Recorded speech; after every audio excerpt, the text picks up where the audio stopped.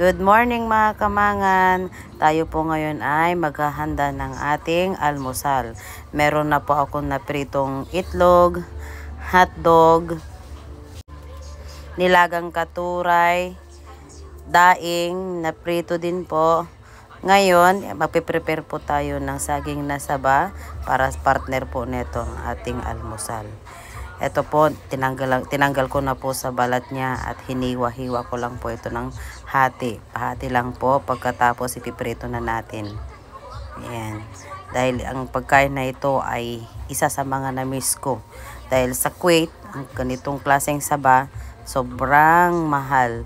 Pagkamahal-mahal po. 3 piraso lang, more than 1 KD. At ang exchange rate po ay 1 KD is 195 pesos. Kaya hindi ko po afford bumili ng ganon. 3 piraso, 200 pesos. Hindi ko po kaya. Kaya ngayon, nandito ako sa Pilipinas.